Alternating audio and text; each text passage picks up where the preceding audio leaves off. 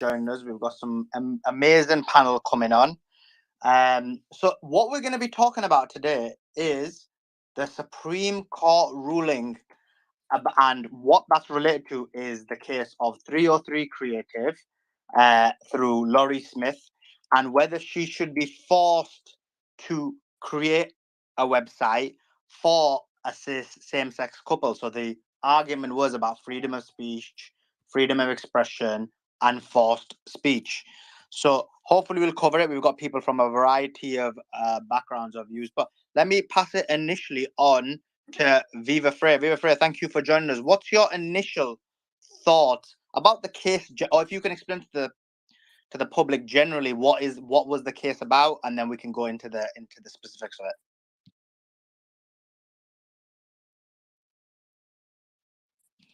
Sorry, Viva, are you there? Oh, you dropped. Following, are you there? Can you hear me? Hey, how are you? Yeah, good, thanks. So if you can give us an overview of what the case, I mean, I have read this. So basically, just to give you a bit of background, I read this case about 6 months ago, and I read every single legal document related to it. So I'd love to hear your thoughts and just give me an overview.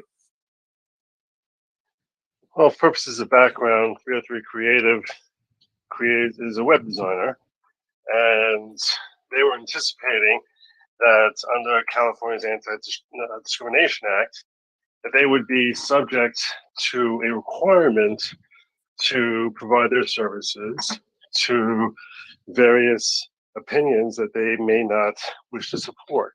And what they do is they actually, in the creation of the design, they add their own voice and their own creative talents. So they felt it was their own individual expression that they felt was ultimately going to be co-opted if they were obligated to comply with the CADA, the Colorado Anti-Discrimination Act. So they were seeking a declaratory judgment that they're exempt from that because they felt it was violating their First Amendment rights. The Colorado courts said that they were obligated, that they would not grant the injunction to protect them from that Anti-Discrimination Act. The circuit court agreed that they're going to be obligated to provide services. Specifically, what their objection was to any messaging that may support gay marriage. And when they got the Supreme Court came back and said that you cannot compel speech. And for a government to direct the messaging and direct these web designers to say that they must or provide messaging which indicates that they support the concept of gay marriage would be compulsory speech. And there were some phenomenal quotes in the decision, which were basically saying that our constitutional constellation, something to the effect of the firmest star in our constitutional constellation is the right to free marketplace of ideas, and that the government cannot compel someone to say something, whether it's by fine, by threat of imprisonment, or anything of that nature.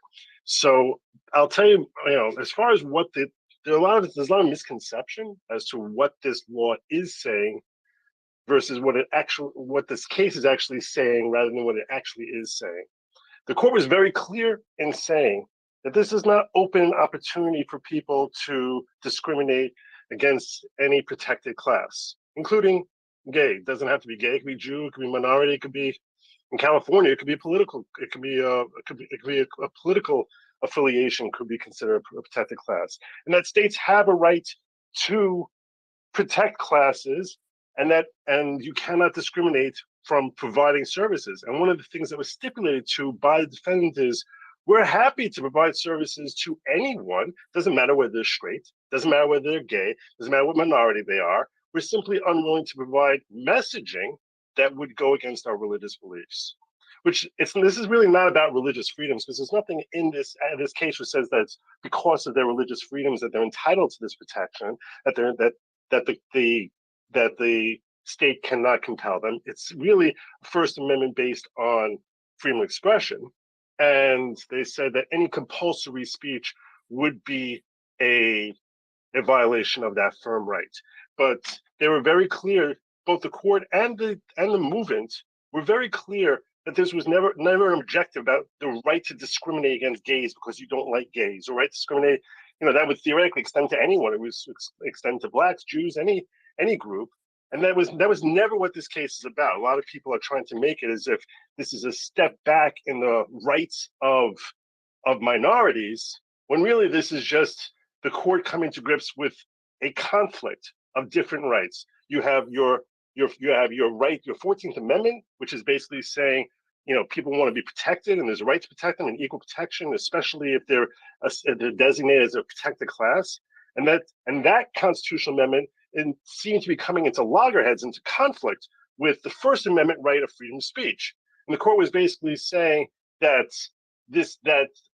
allowing people to say whatever they want, or preventing the government from stopping them from saying whatever they want, is not considered any sort of violation of their 14th Amendment rights, and the state has absolutely no right to step in the way of that. So that's a general overview as to what this case has been about.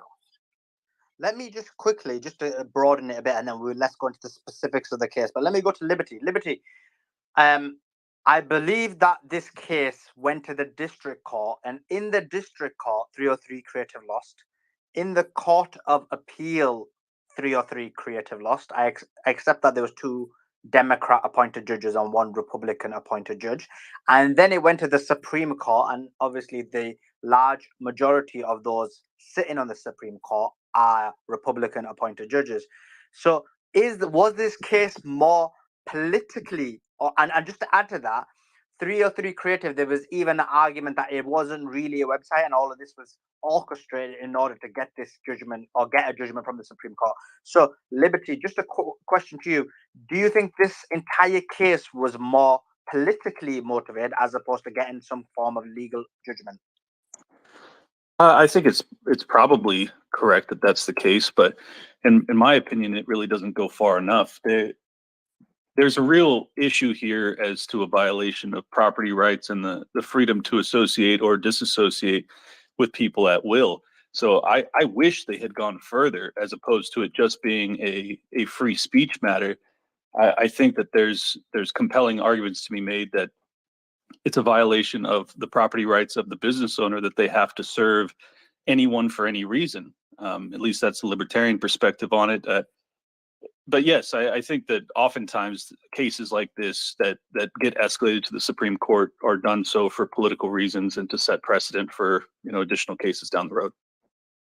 Let me go to Doc. Doc, I understand the specifics of this, but just to give you the other side of the argument, and I'd love to hear your thoughts on that, Doc. That what we're doing now is there's been some form of prejudice against certain marginalized communities. For example, now they can be refused based on false speech, or be refused based on them wanting a unique bespoke product being created. And what's to stop this being taken further, and you're essentially back to the 1950s when basically black people weren't being served? Like, I'd love to hear your thoughts on and kind of like a rebuttal on that. Well, no, I don't think this gets anywhere close to that. People are going to misinterpret it or interpret it correctly and infer some malintent on the court. And to me, that just speaks to their ignorance of constitutional law. The following, had it mostly right, but there's a subtle aspect to this that wasn't touched on, at least the part that I heard him discuss.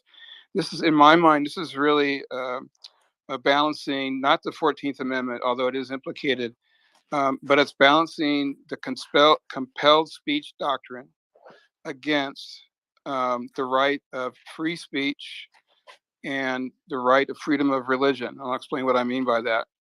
There is a history and precedent to the First Amendment's protections against compelled speech. What's compelled speech in the context of this case? It's limited to expressive conduct, quote unquote. It's a term of legal art. What's expressive conduct? Expressive conduct in this case is making a website for a gay couple tailored to their particular individual characteristics, their names, their dates, all of that. And the court said, based on the compelled expression doctrine, the compelled speech doctrine, that this was not permissible. And what other cases have the court used to announce this standard? Well, one was the case of burning flags, which was deemed to be constitutional after a long progress through lower courts all across the country. And it was a big deal back in the 90s. But the burning of the flag was judged to be expressive conduct meant to send a message that I oppose the war and I oppose my government. There's been others. A gentleman who wore fuck Nixon, I think, walking into a courtroom was arrested and charged. And that was termed to be expressive conduct. Signs on taxis that had a license to operate were mandated by the government, and taxi drivers in New York took them to court to say, I don't appreciate this message, I don't support it, and you cannot condition my property right on the license to subject myself to spread your message.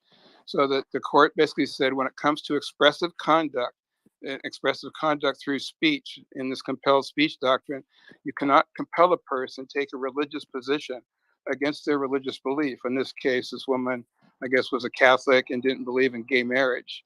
And so that's where the court focused its decision on. And if you read it and you know the history, you can see how limited this case really is. So let me go to Viva Frey. Viva Frey, first of all, thanks for joining us. So this case went to the Court of Appeal, and actually in every single court, this case lost. It lost in the district court, it lost in the Court of Appeal, and it's only in the Supreme Court that the case was won. So my question to you is, again, was the right decision? Well, I think that I know what the answer to the decision made, but I mean, what do you think about that? Is that, I mean, it looks like this is all just political, like no one's even considered the legal or the constitutional aspects of the law. Well, there's an element of predictability to certain things where when you know that it's going to be a political decision, you can basically predict how certain justices are going to render judgment. It doesn't mean that all politics are equal. I mean, you can read the majority decision and then you can read the dissenting opinion, and one is factually based and legally based, and the other is hyperbolic exaggeration of what is at issue. And when you read, the majority decision quoting the dissenting, where they say, this is basically ratified discrimination. One is a caricature of a decision that comes from an area of motivated reasoning, where it's not just that it's about equal rights, it's about compelled speech, almost literally. And the dissenting opinion saying this opens the door to overt discrimination, ignoring the fundamental distinction that the expressive element to the aspect of the business. This is not a question of saying I'm not renting a hotel room to a black family or to a gay woman, a gay man or a lesbian woman. It's not a question of that. There is a creative aspect to the business which makes it fundamentally different than a company that sells widgets. And the majority decision fleshed it out. They said this is not a question of saying I refuse to serve gay couples. They said in the stipulated facts, we will serve gay couples. We're not going to deny the business that we've opened to the public to gay couples. We're just not going to provide custom messaging that goes against our beliefs because we run an expressive business. We don't just sell widgets. And the minority decision, politically motivated as it was, simply ignores this distinctive element that this is not just a question of selling Coke cans to the public. Public accommodations, meaning we're open to the public, we offer a widget type service, and we're not allowed discriminating once we are open to the public who we serve based on protected classes, protected statuses. But when it comes to expressive types of businesses in which First Amendment rights are at play, you could think of the legal profession. So it's not because I'm a lawyer open to the public that I have to take certain cases that I might have religious, spiritual problems with. And so once that expressive element comes to play in a decision, it's no longer about widgets. There are competing constitutional rights at play, and the majority got it right, whereas the minority decision, they basically want people to be forced to express ideas they do not believe in because it's about domination, ideological domination, as opposed to protecting constitutional rights. It's a half step toward what they're doing in Canada with Measure C, where you're compelled by law to say whatever the gender name is that the person wants. Oh, yeah, It's no. compelled speech, and once it starts there, once it would start here, it's a big problem. So let me And go you can, to. Oh, sorry. Go ahead. uh, Go ahead, Go ahead, I was going to say, you can see from the reaction from the left that they either intentionally or unintentionally do not understand that key distinction that both the court and that the court made, that Viva Frei just expressed.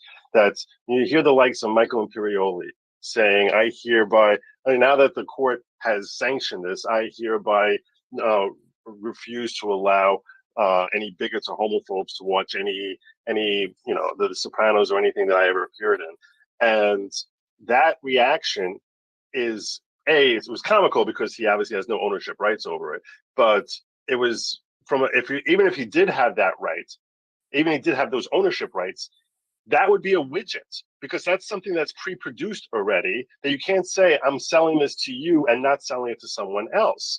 It's, as opposed to 303 Creative case where they are custom making individualized speech for every person and saying the type of speech that we refuse to customize is speech that goes against our personal beliefs, and directing them that they have to customize that speech toward a certain type of belief that they, or some type of expression that they don't want to engage in, would be the government compelling speech, which is obviously a violation of the First Amendment.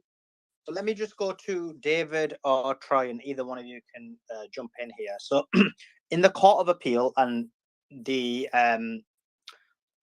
two judges, what they said is, and because it was an issue of whether this basically infringes on the Colorado Anti-Discrimination Act, the CADA, and what they said in their judgment of why they basically judged against 303 Creative was, they made the argument and they said, as Colorado makes clear, CADA is intended to remedy a long and individual history of discrimination based on sexual orientation.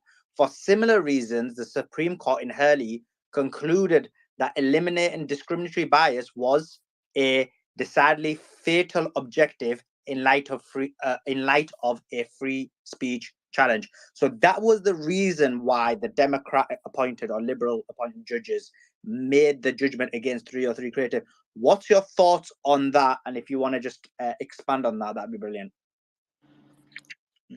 Sure. As I read into this case a lot more, I mean, do I like the ruling? No, but like you guys say, it is protected under free speech. So, I mean, it sucks for that, for the LGBTQ community, but I don't know, if you violate free speech, that's a slippery slope to, more rights being taken away. So, I mean, I hate to say it, but I do actually kind of support the ruling, even though it sucks. But you can't say you support the Constitution if you don't support the Constitution. Okay, let me go to Troy. Troy, what's your thoughts on that? Yeah, that was a good point by David about the institutions.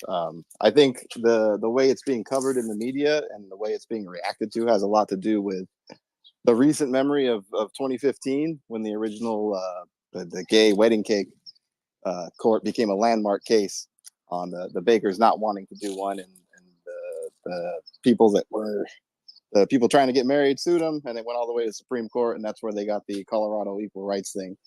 So we have similar laws. I don't know the laws off the top of my head, but I guarantee you we have similar, things in California, and it's always been that way. The anti-discrimination and the anti-employment discrimination has been based on not discriminating against race and ethnicity, and then sexuality. So it's breaking up, Troy. Is that better? Yeah. Okay. So yeah, like what Brian was saying, or David was saying, I'm not for it. I see it like a lot of liberals do as a step backward as far as, people. It's hard to make an argument for making someone, compelling someone to do that. But I think a lot of people pay attention and notice that the case was, correct me if I'm wrong, was filed. I guess there wasn't really a person that wanted a gay wedding website. This was done preemptively. Is that normal?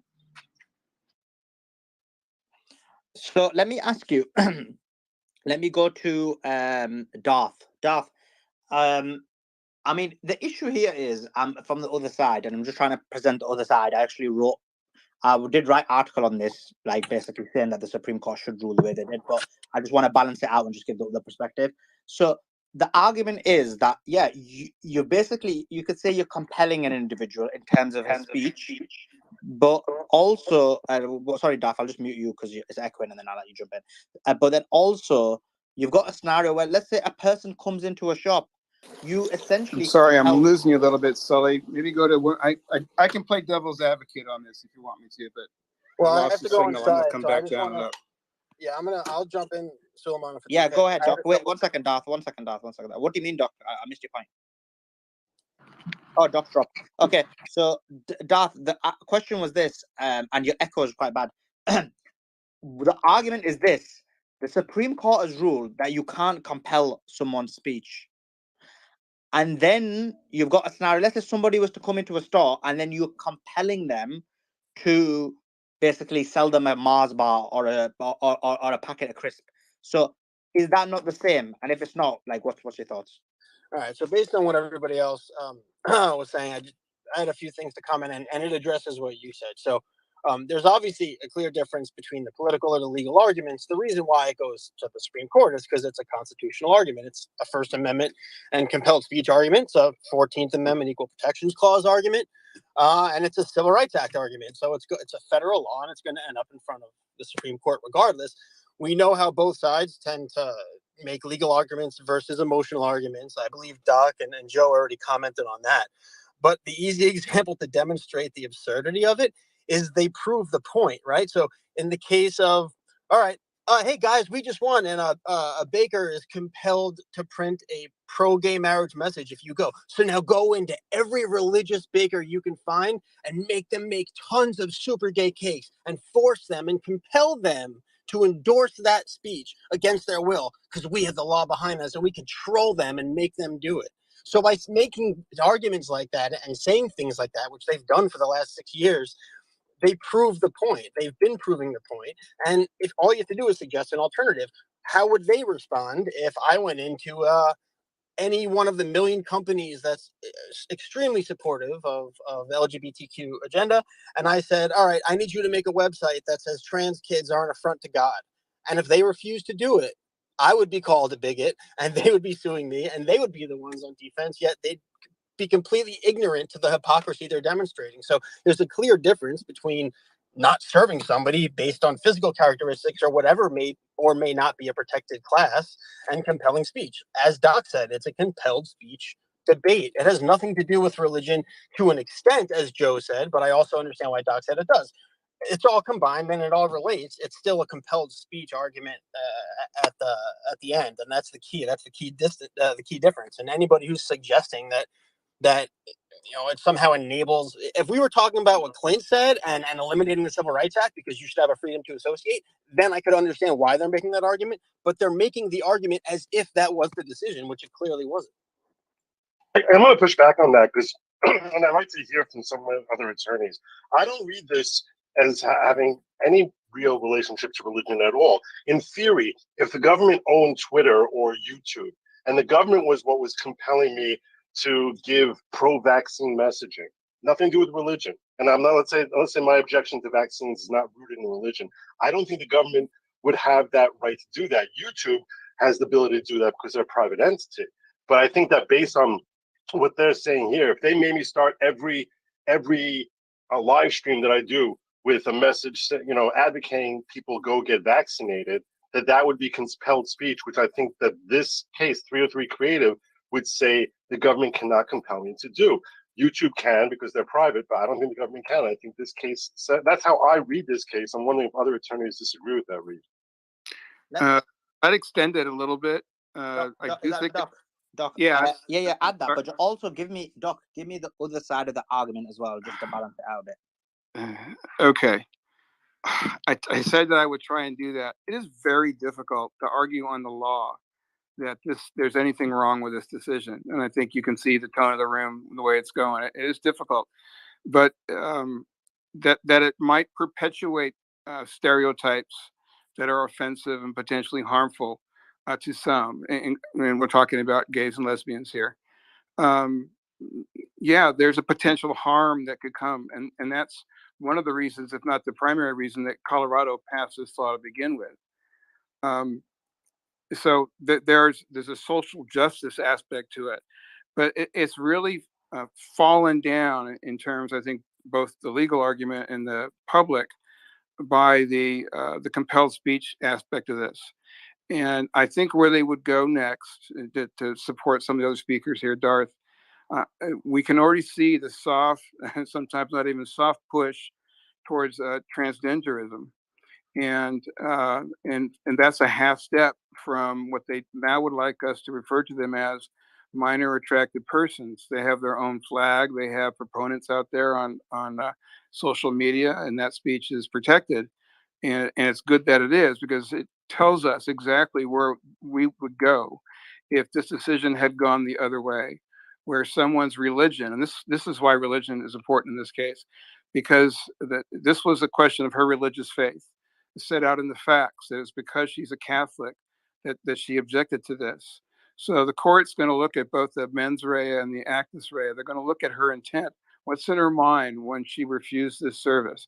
Was it the mind of a bigot, or was it the mind of someone who truly would have been offended had they been a true believer in that particular faith? So I could see the court, like I get when I started before, it's a very narrow decision, in my opinion. And those in politics and the media that are arguing that it represents a larger crime, more bigotry. Not even the gay and lesbian community that I've seen, the people that I know and relate to, they don't see that this way. I think yeah, I'm sorry. I'm really hard pressed to come up with anything other than the potential harm of bigotry toward gays and lesbians. But I don't think I can steel man it. Go ahead, Viva. Please do. Help us out. The irony is, I think I could probably steel man the other side better than they presented it. One argument would be, you choose to open up a business that is open to the public, you forego certain rights that you might otherwise have had as a private citizen. You want to reap the benefits of capitalism, of government authorizing you to deal with the public. Well, then you don't get to say how you're going to deal with I'm sorry, that's a horrible idea. You're not going to let anyone open a business unless they waive their First Amendment rights. Well, and that's what they would do. And everyone who wanted to have a business would lose their right to free speech. David will admit it's a bad argument. He's just saying it's the only one they have. It would go on to pedophiles. God knows where it would go on to. Doc, let Viva finish. I'm also not sure if you know. I'm not sure if you know where I lean in this. I'm only steel manning it as best as I would if I were playing devil's advocate. So that would be one argument. That would be the argument that recognizes there's an impediment. I'm sorry. That triggered me. I apologize. Don't worry. That would be the argument if they were to recognize there was in fact a violation of First Amendment rights. They're going to say, look, you want to serve the public. You want to offer public accommodations in a bastardized concept of public accommodations. That's the sacrifice you have to make. The other steel man, which would be one to deny that it's a First Amendment violation, which I think is the tougher argument to make, is you don't have to believe it. You just have to put it on a cake. You just have to put it on a website.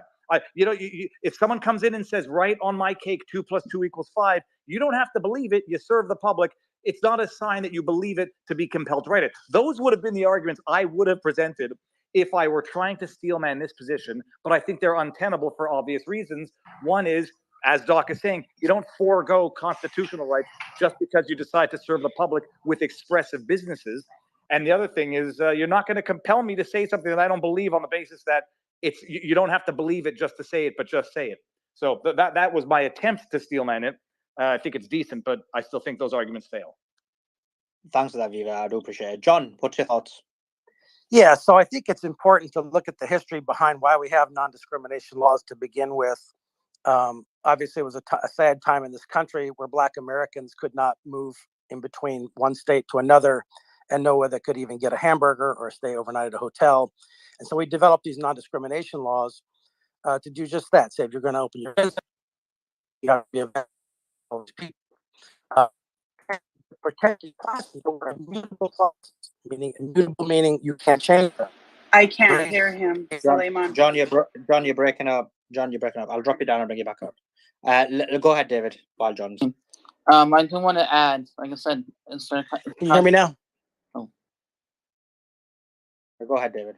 I do want to say yes, it's a constitutional right, and just like it is the right of the gay couple or people that like say, hey, let's go take our business elsewhere. Let's go let people know that they don't like gay people to share their message, and that's also First Amendment right too. So I mean, there's ways that hey, just take your business elsewhere. I mean, I do think it's kind of crazy on a business standpoint to say, hey, I don't want to serve you because but First Amendment is First Amendment. But there are ways around it by boycotts or taking businesses elsewhere, and see how that goes, I guess. My question is, when does it end? At what point? Where does it end?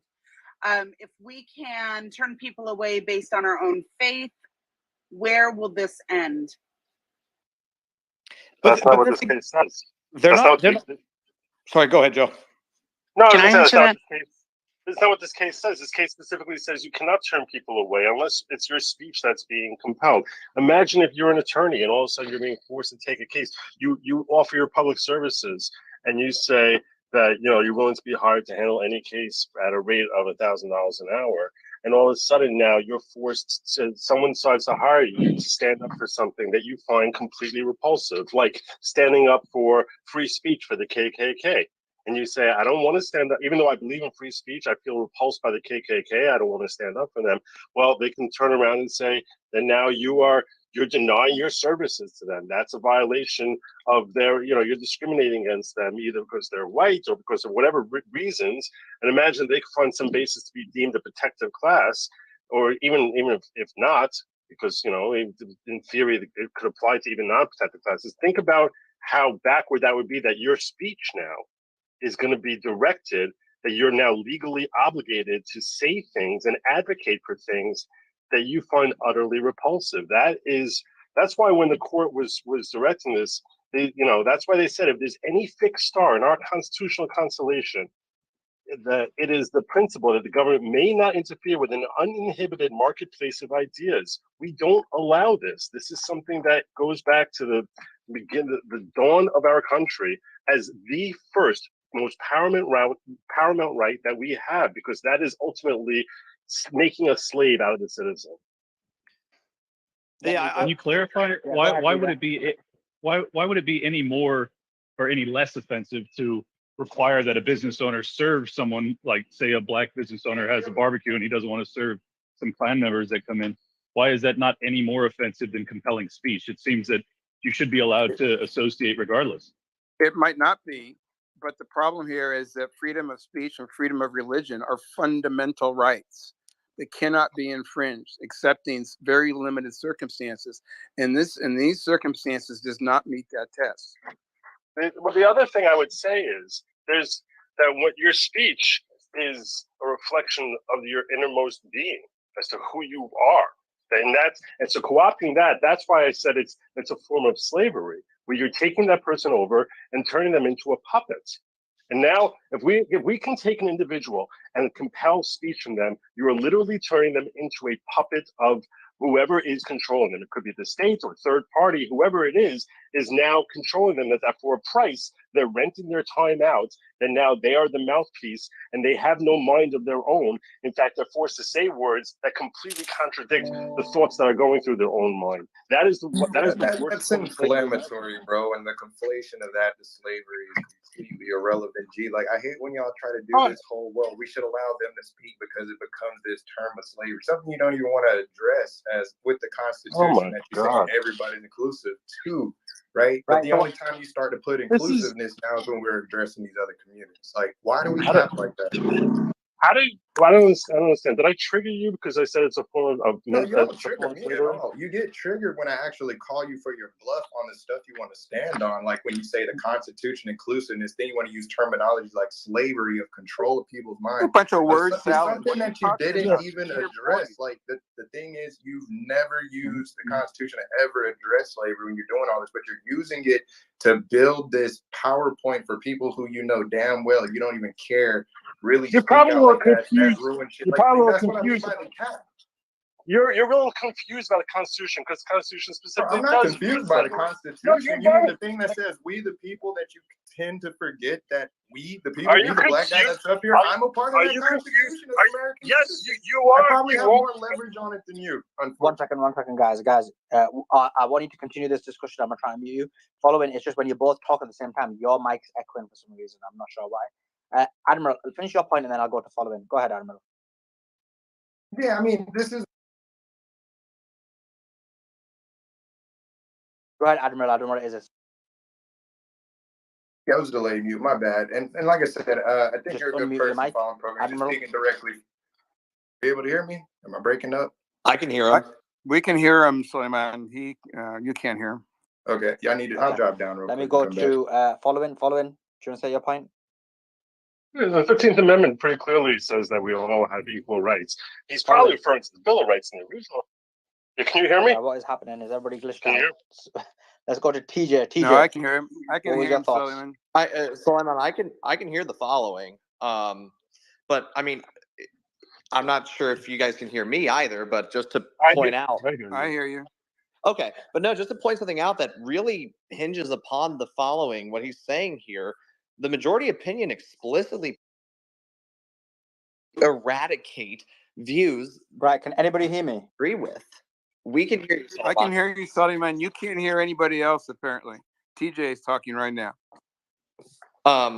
So it really does come across that this is about ensuring that people are able to express that which they truly believe and not express that which they do not believe. And that's the entire crux of this. And that's an important consideration because there are state civil rights statutes, California included, that protects creed in their statutes, where that's part of their public accommodation.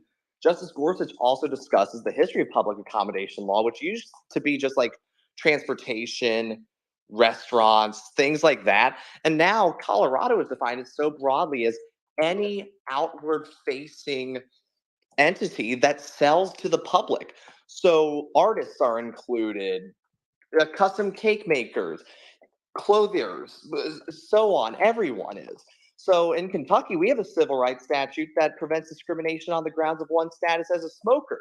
As someone whose grandpa died of lung cancer because he smoked a lot, I'm not exactly inclined to create a message supporting Philip Morris. I don't see how this is any different in that way, especially if I agree.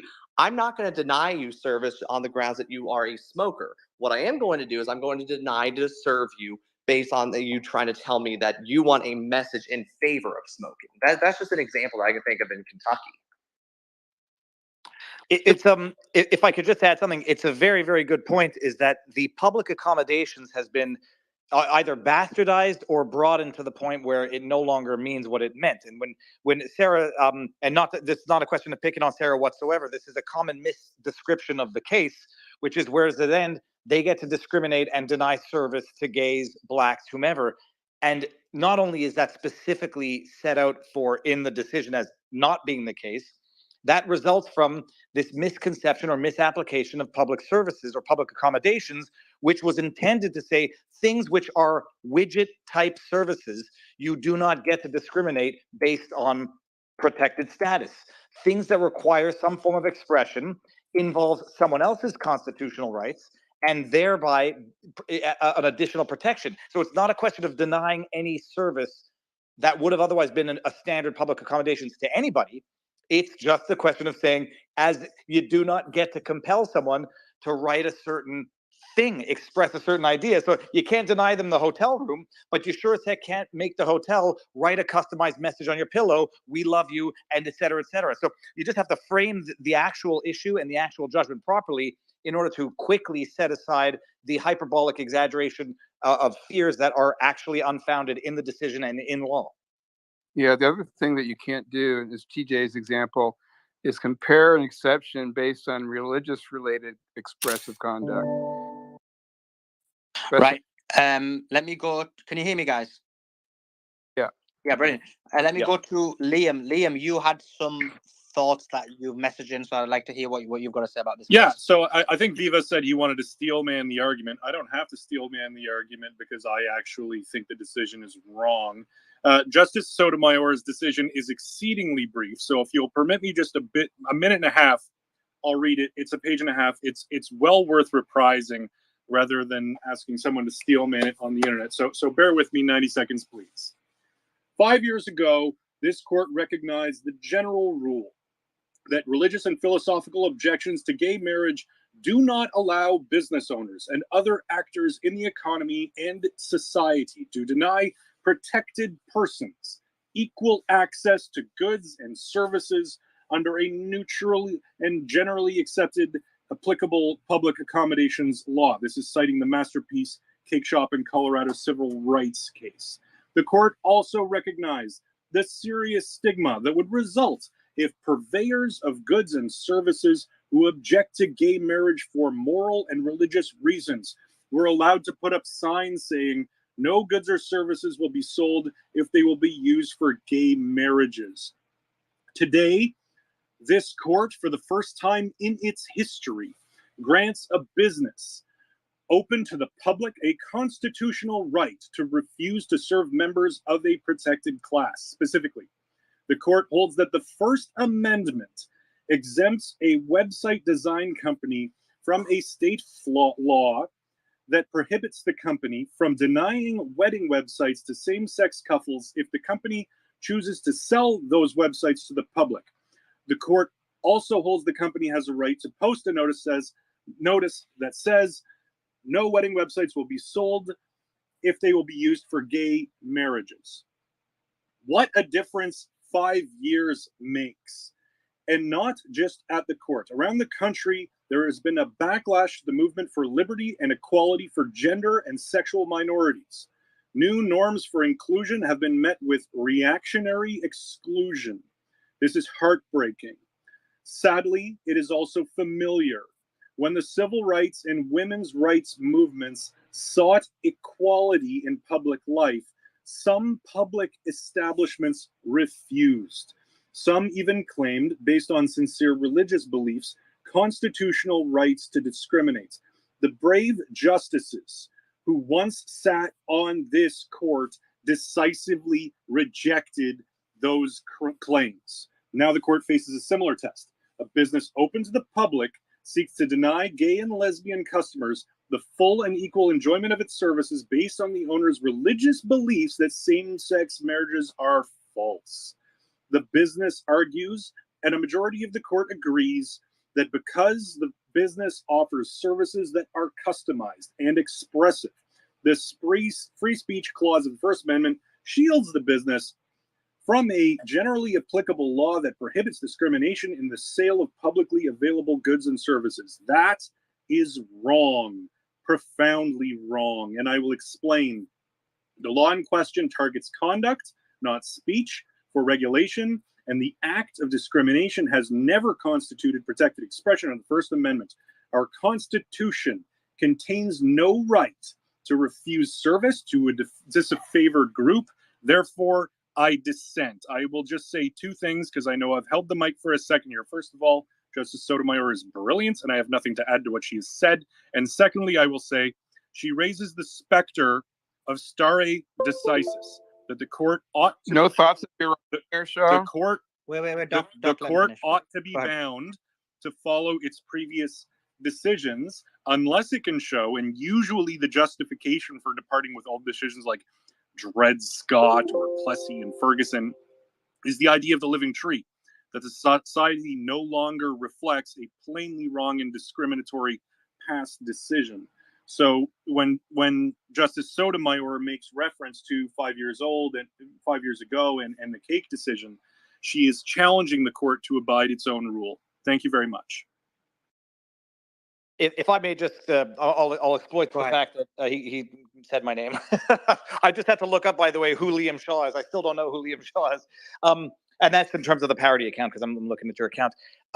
Sotomayor is free to make up her own facts, as she did, because the decision was not about denying goods and services if they're going to be sold for a gay marriage. So she can not steelman, but misrepresent or strawman what they're actually saying. It was not a question of the store saying, I'm not selling you Coca-Cola if you're going to use it as a gay marriage. That's not what it was. So what you just read, as eloquent and, you know, as masterful as it was as spinning a narrative, is factually incorrect as to the stipulated facts. They were not denying goods and services simply because they were going to be used for a gay marriage. They were offering websites, which they said, we will still do. We will offer websites, just not custom websites. The difference between saying, here's a pad of paper and here's a pad of paper with a message written on it that I don't believe in. So Sotomayor misrepresented it, and that is effectively, I mean, she's painted the narrative so that people can flip out and say that the decision says something it doesn't. But what you just read about Sotomayor is misrepresenting the case and misrepresenting what it means in law. And I want to ask you a follow-up, Liam, before you respond, and ask you this. She very clearly tries to distinguish and say this is not speech, but it's actually conduct. Would you agree that if it was clearly speech, and there's a finding that it's speech, which she seems to reject, even though it's ponderous how it's not, that if this was clearly speech, that in that case they would have a right to deny their services? All right, so let me take this up with an example, and let's imagine we have a wedding between two guys named Tony and Tony, and they make a wedding cake, and or they make a website, and the website, it says, you are invited to Tony and Tony's website, service at 4, dinner is at 7, dress code is black tie. I don't think a reasonable, objective person seeing that scenario would understand that invitation, whether it was the website was crafted by one designer or another, to be the speech of that designer. It is the speech of the host of the wedding who is inviting the guests of the wedding to the wedding. I therefore interpret the text as being created by the host of the wedding, crafting the invitation.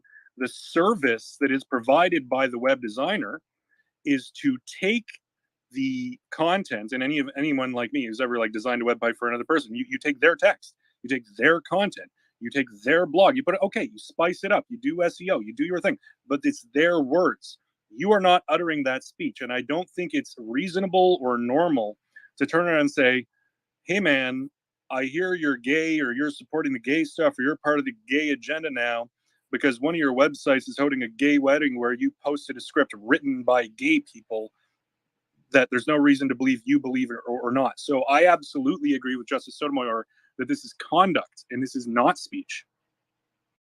Justice Hugo Black tried to make that argument in regards to conduct not being speech decades ago. He lost that argument.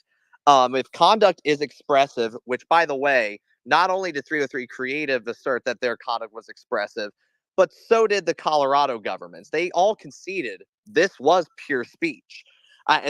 So there's really no argument to be made here regarding the speech stuff because, frankly, everyone agreed this is pure speech. And I mean, so Sotomayor, again, fabricates the facts, but she also fabricates the law on this. And the person who pointed this one out, Justice Black's defeat on that, is Michael Frazier, who's a First Amendment advocate, who's also fights for LGBT causes in Kentucky. I mean, the fact is, this is a narrow issue that Sotomayor's case would undo decades of precedent, actually, regarding expressive conduct. So the one thing about Sonia Sotomayor is she's a justice of the Supreme Court of the United States, and I'm not. So I am not bound in the same way that she is. And I had this judge once I appeared before in my first year, and I appeared before him, and I asked for a matter to proceed on a Friday morning. And opposing counsel said he was ready, and he was ready to proceed, and he wanted to go on a Friday morning. And we had a joint position, just like what you're suggesting. The parties are agreed. There's no argument before the court. Judge said no. There was some third party who was in default, who wasn't entitled to notice, but he was self-represented. So let's give him notice anyway, and let's come back in 2 weeks. The mere fact that the issue was not in dispute with the parties, and Justice Quinn in Toronto has a great way of expressing this. The mere fact that something isn't in dispute or that, it's deemed to be admitted does not require the court to admit that the accused is a three-headed green monster from Mars. The court has the right to judge, and that is the fundamental aspect of being a judge. Justice Sotomayor is not handcuffed by the parties merely because they agree to something that she disagrees with. Well, she's not a justice. This is not an argument. True, but it doesn't make her right. This is not an argument about something that is 1000% this way or that way, when the parties have already conceded to something that could reasonably be interpreted either way, and they've conceded to it a certain way, that's very different from the plaintiff comes from Mars. That's not remotely the same thing, because they're all recognizing that in this particular circumstance, the nature of the services that are being sought are definitely free speech. And I noticed that you didn't answer that question I asked you, which is, what if it were free speech? Would you concede that they have a right to deny service?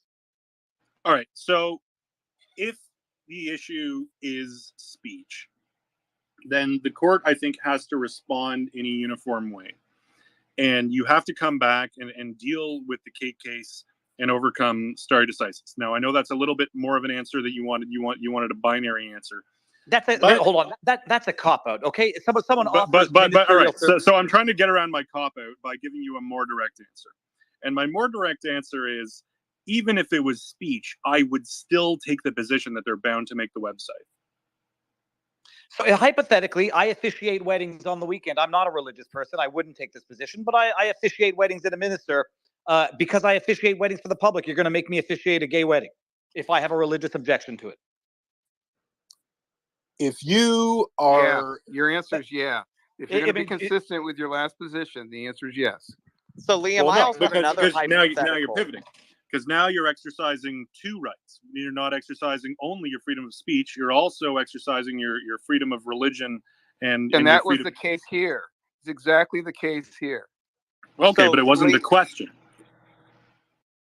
Liam, let me give a more on-point one. California has a state law in their civil rights statute that says that creed is also a protected class.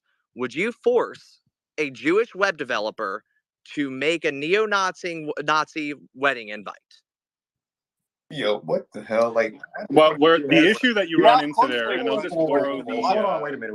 I got to get back with following program, because it's funny how he's like leveraging this like political point to understand the freedom of speech. And it's like, where was all of this energy for the all-inclusiveness? Like, it's funny that you got this all-inclusiveness movement for this particular group of individuals, but it just doesn't seem to work all the way politically around the board. That's why I have to keep pulling your card in the cap.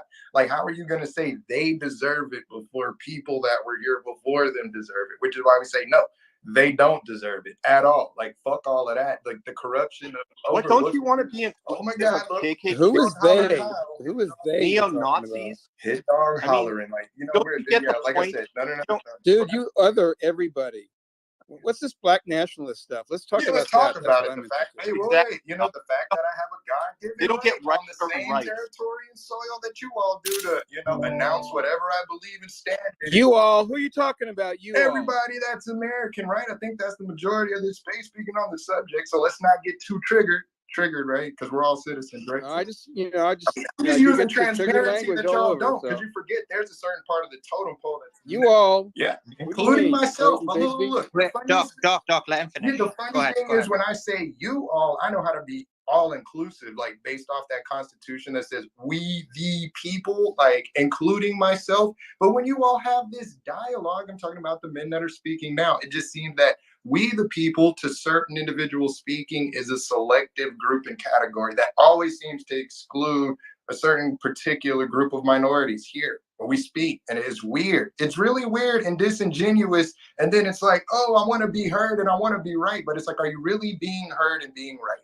I mean, I got to pull your card, bro. I just want to see what you're going to say. Could I respond to TJ for a second? Go ahead. Okay, so TJ, you just asked, what if a Jewish person was asked to design a website for a neo-Nazi? Neo-Nazi is not a protected class, okay? There's under creed or anything else, there is no protection for neo-Nazis, so they would be totally free to say, I do not wish to do this, okay? Thank you. This is such. She said what I was going to say. I have nothing to add. Critical theory nonsense, where little elitists like you can pick who has rights and who doesn't have rights. This is a complete mess. You've completely ruined, like the Asians, for example, at Harvard. Let's go to that really quick. That's the thing. They're a smaller percentage of the U.S. population than African Americans, but they are the ones who are being discriminated against by Harvard because they had higher comparative test scores on the average than African Americans. And so therefore African Americans with less a less of a track record of academic accomplishment and test scores were being privileged to let into Harvard University versus Asians. They were penalizing Asians. We should not be classifying people according to their personality characteristics, according to their belief systems, according to the melanin content of their skin, according to their gender. This is complete nonsense. It goes against equality. We should have individual rights. I don't understand. We're swimming in this cultural Marxist ocean where we cannot even see 1 foot in front of our face. Go back to James Madison, Memorial Remonstrance Against Religious Assessments. He talks about the internecine sectarian warfare on continental Europe that the founders sought to escape. And he eloquently and brilliantly laid out why we shouldn't privilege Christians in our society versus non-Christians. Okay, it's very similar in some philosophical way. I'm not getting into the legalistics that the stare decisis of all of this, but it's an affront to equality. We don't need the state mediating equity throughout our society. It is a totalitarian framework that has been wrought for never-ending bickering and arguing with one another, as this very spaces demonstrates. Everyone should be equally protected and should have equal opportunity according to the merits and their hard work and according to their decisions about it. And is that going to be a Rawlsian paradise where the state decides, what is fair, what isn't fair? No, we have to accept that, and we need to help each other.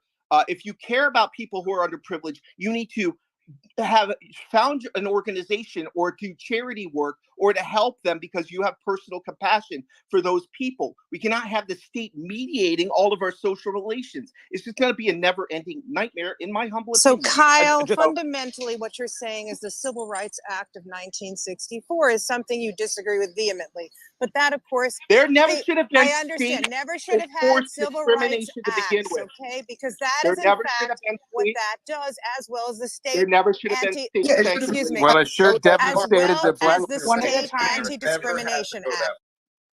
One at a time. Sorry, guys. There's about 4 people speaking. Let Tira finish her point. Go ahead, Tira. Sorry. Okay, Go ahead, Tira. There's a glitch when you mute someone; they're able to talk for like a okay, second. I can talk now. Sorry, I was trying. Kyle, you raised a whole bunch of issues that have, of course, nothing to do with this case, nor even with the Nazi example. Basically, you railed against the Civil Rights Act in any form. Oh, so freedom of conscience Excuse is me. irrelevant. Am I sorry. talking? I defer to your brilliance. Suleiman, am I talking or not? Maybe Let her he speak, can't hear Kyle. me. Yeah, Let her Kyle. speak. So basically, you're raising all these sort of straw men to get all upset about civil rights, etc. But that was not really the issue or the question. TJ raised a stupid example that has nothing to do with the issue to gin people up and to rile people up. Now, I will say one thing about this case, and this is not really on the merits per se. This was a fake case. There was no business. There was no wedding website. In fact, I seriously doubt this woman ever plans to do a business, okay? This is something the Supreme Court rarely, if ever, does, which is reach out to take a case in which the plaintiff literally has no standing because there's no harm. So basically, the plaintiff made up this whole thing. Oh, I'm going to be so upset, and it's going to be so bad if I can't do my wedding website. And honestly, the state of Colorado got outsmarted here. They made all. You're entirely wrong. Wait, She asked for a declaratory judgment. Okay, the state of She asked Doc, for a declaratory Doc, I'm almost judgment, Tara. done. You No, know Doc, that. Doc, Everything you just said is no, bullshit. it's not, Doc. Doc, just let Let me Tira finish finish, and let you come okay? back. This Go ahead, was go the ahead. Alliance Defending Freedom basically wanted to raise a case, and there will be a million more of these cases. We are not done. We are only at the beginning of this and they outsmarted Colorado by all of these stipulations that Colorado made that they should never have made to saying it's expressive content. All the things that they said really many of them were issues of facts that nobody should have stipulated to, but somehow they were, as I said, outsmarted, and that's why the case is before the Supreme Court, or was before the Supreme Court, which, as I said, could have thrown this out still and said no real standing, but they didn't. Thank you. But it's amazing to they were outsmarted by agreeing to facts. I mean that's such a wonderfully demeaning thing to suggest, that the state of Colorado didn't know what it was conceding to when it stipulated that they understood it was expressive content. I mean, it's one way of getting out of the legal consequences of agreeing to facts. And when you have a problem with having agreed to facts at the end of the day, you're not after truth, you're after being victorious and being right despite the truth.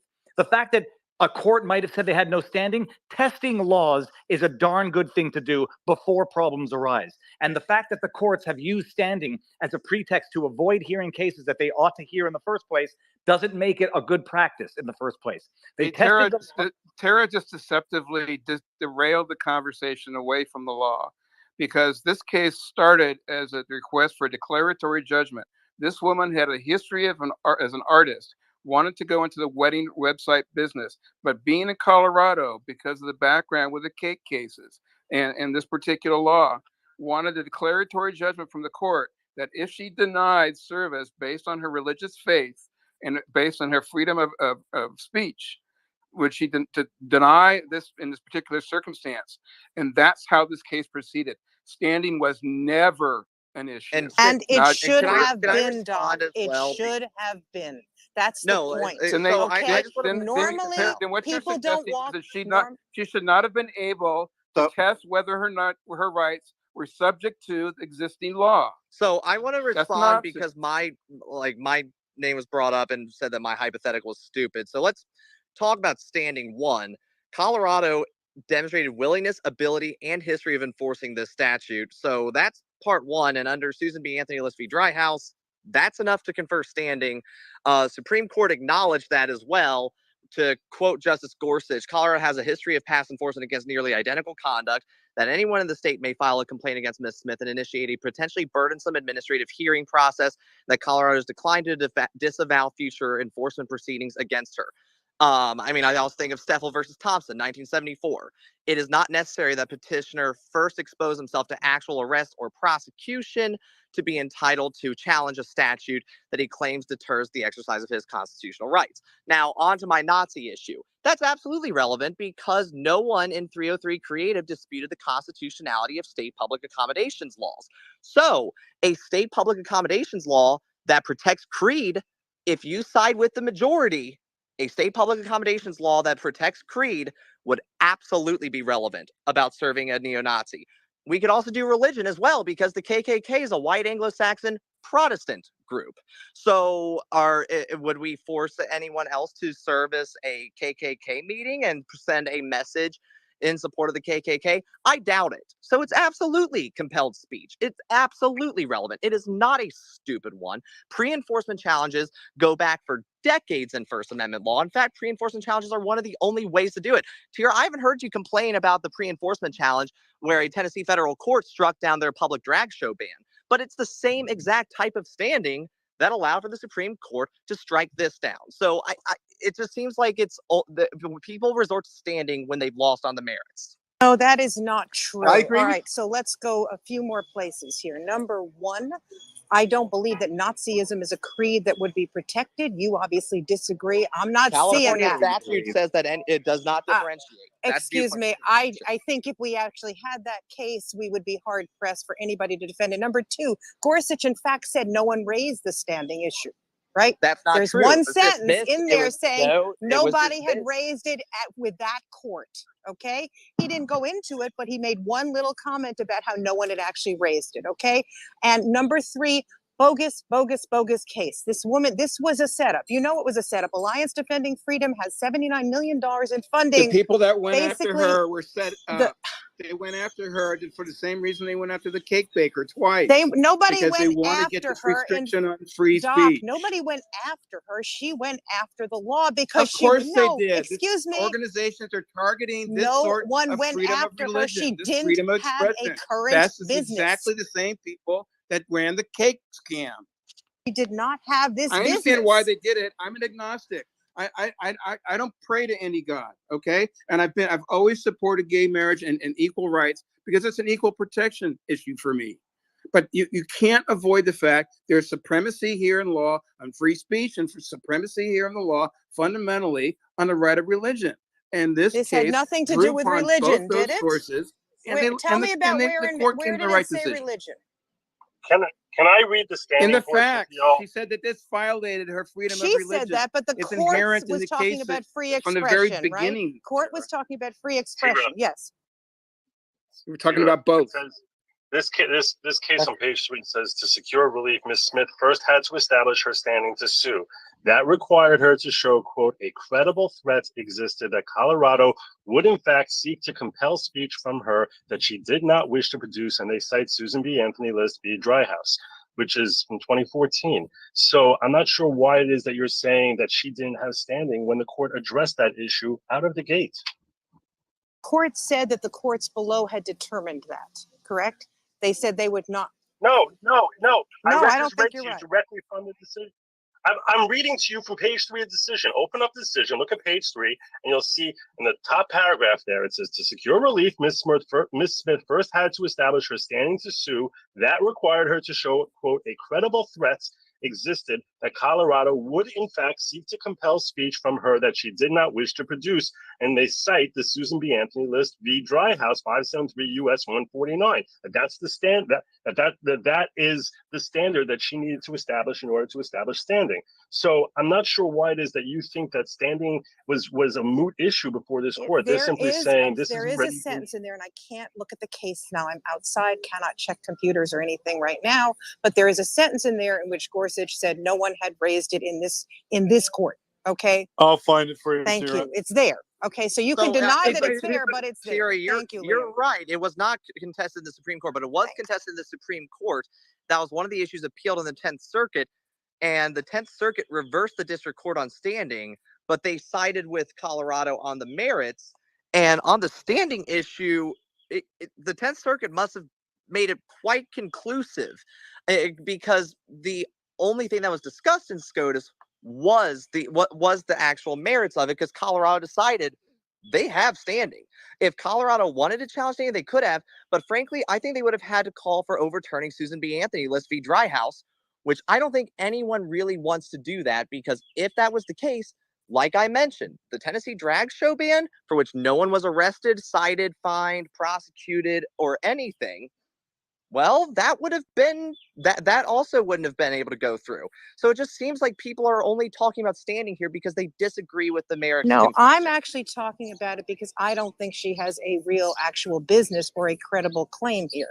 If we look, and we all know that this has come out recently, it appears that the one, and this is not probative, but the one person who apparently wrote to her website or her whatever she has saying, do you do gay marriages, was a fake.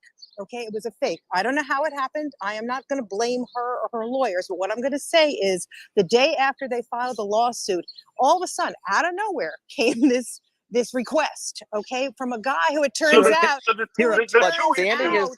standing is decided at the time of filing. So fine, but the day after, and something that was mentioned in the lawsuit itself at various places, although not before the Supreme Court, as far as I know. I found the conclusive paragraph. Thank you, Liam. Why don't you read it? All right, with everyone's permission, I'm on what appears to be okay. I'm at the decision, and I'm going to piss you both off because you're both right and you're both wrong. Ultimately, the district court ruled against Ms. Smith. So did the 10th Circuit. For its part, the 10th Circuit held that Ms. Smith had standing to sue, meaning it was at issue in the court below, and it was contested and it was decided by the court. In that court's judgment, she had established a credible threat that if she followed through on her plans to offer a wedding website services, Colorado will invoke CADA to force her to create speech she does not believe or endorse. The court pointed to the fact that, and I quote, Colorado has a history of past enforcement against nearly identical conduct, as in Masterpiece Cake Shop, unquote. That anyone in the state may file a complaint against Ms. Smith and initiate a potentially burdensome administrative hearing process, and that Colorado has declined to disavow future enforcement proceeding against her. Before us, no party challenges these conclusions. So you're both partially right in the sense that it was not a live issue before the Supreme Court. You're both wrong because the reason it is not an issue before the Supreme Court is that the parties arguing the final appeal did not raise it. It was raised in the court. Okay, You're not. so hold let's on, be sorry, clear here. hold on a second, Liam. You're not being diplomatic by saying you're both right and you're both wrong. They're not both right and they're both wrong. Joe is right. Tira is wrong because the parties agreed to standing after the lower courts had come to the determination of it, and it's pretty clear from the decision. But to harp on the standing issue as if to say the outcome might have been right, but we shouldn't have gotten there because they should never have had standing in the first place. It's procedural cowardice to evade the substance of the law. And I just want to come back to the one thing before, because you still haven't answered it. If we are, forget the TJ's example, which I think is flawed, and we don't need to argue from imperfect analogies when we have the perfect example. If we assume and take for granted it is bona fide expressive conduct, do you then agree that they can't be compelled to do it? Forget whether or not it's in mixed or they're selling widgets. If we concede that it is expressive conduct, do you then concede that this is the right decision? Well, I mean, that's a big if, and I certainly don't concede that. But if you say it's speech, then I would say if the content of that speech violates a sincerely held under the Loyola test religious expression, then it would not be consistent with the First Amendment. But but I also say that your hypothetical is unreasonable.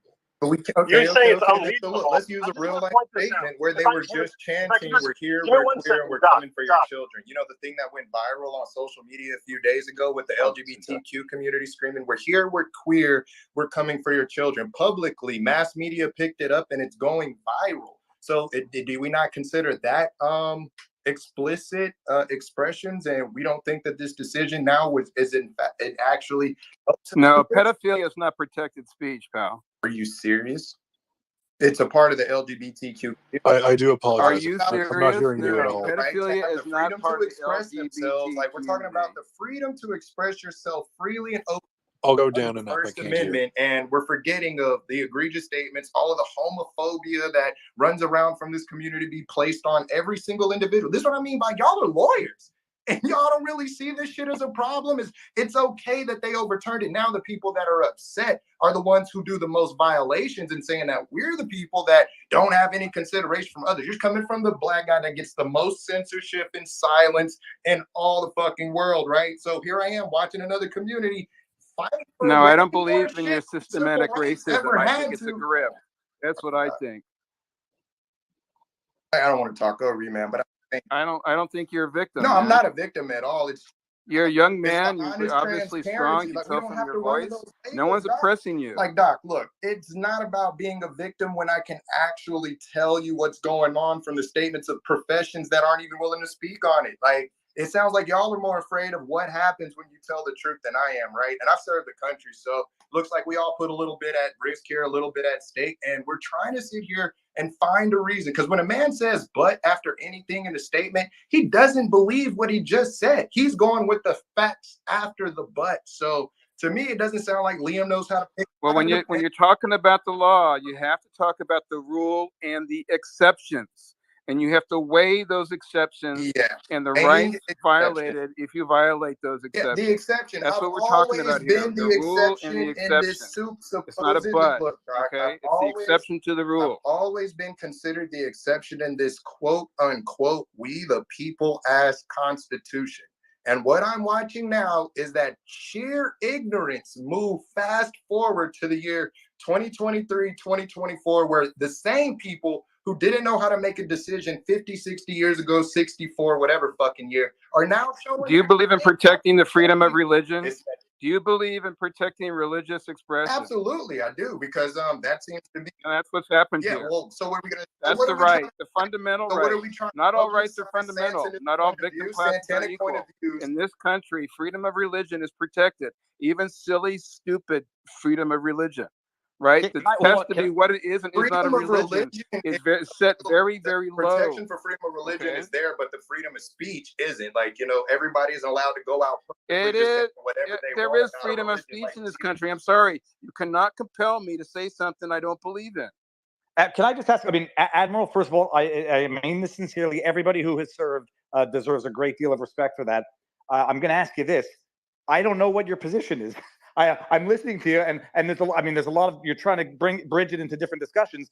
Do you agree or disagree with this decision? No, I agree 100% with the decision. I think these people definitely are at a point where somebody got to start taking extra actions to make sure that these folks can actually have some maturity about the way they're carrying themselves. They don't even have integrity and foundation solidarity between their organization. They're trying to decide if they're including pedos or not.